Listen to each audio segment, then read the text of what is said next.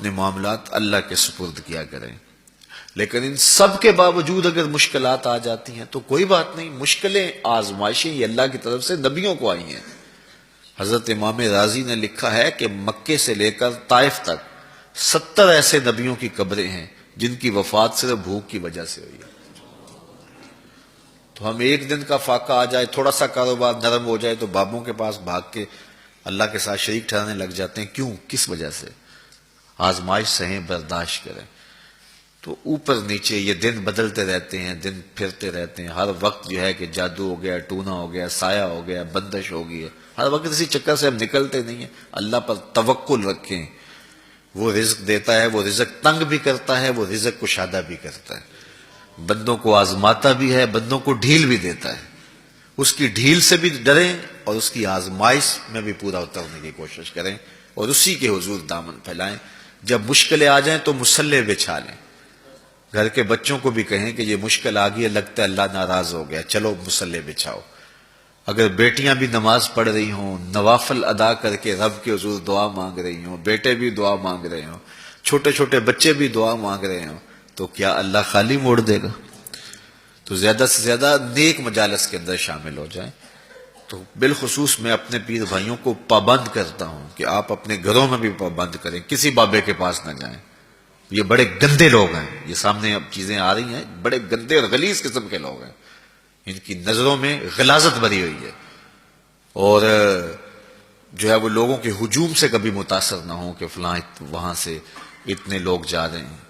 لا یصیر الباطل حقا بکثرت المتمسکین بہ. اگر کسی جھوٹ کے ساتھ، کسی باطل کے ساتھ زیادہ لوگ وابستہ ہو جائیں تو اس وابستگی سے باطل حق نہیں ہو جاتا. لوگ کہتے ہیں جی اتنے لوگ آ رہے ہیں، کچھ ہے تو آ رہے ہیں. تو جو بت خانے میں جا رہے ہیں اتنے لوگ تو کچھ ہیں تو جا رہے ہیں، کیا مطلب یہ کوئی اب معیار ہے؟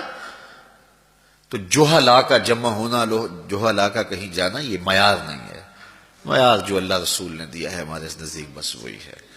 تو جب کوئی مصیبت بنے، مصلح بچھا کے دعا مانگو اللہ کی بارگاہ میں، نوافل پڑھو، صدقہ کرو، خیرات کرو، منت مان لو، روزوں کی منت مان لو، نمازوں کی منت مان لو، صدقہ کرنے کی منت مان لو. اور اللہ کے نیک بندوں سے جا کے دعا کرواؤ.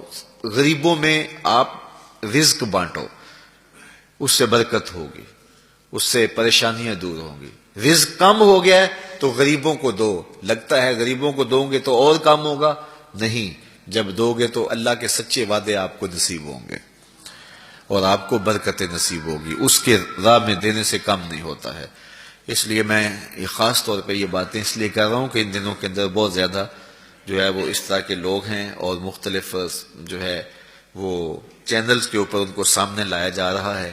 تو ان لوگوں سے اپنے دامن کو چھڑائیں اور صالحین کی صحبت کو اختیار کریں. صالحین کی صحبت سے آپ کو نور ملے گا، روشنی ملے گی. آزمائش ٹل جاتی ہے تو پھر بھی، ورنہ اس میں استقامت کی توفیق مانگیں. چونکہ جو بلا پر صبر کرتا ہے اسے بھی اجر دیا جائے گا. صحیح حدیث میں آتا ہے کہ اہل بلا کو قیامت کے دن جو صلہ دیا جائے گا تو دوسرے لوگ آرزو کریں گے کاش ہمارے جسم کو لوہے کی کینچیوں سے کاٹ دیا جاتا.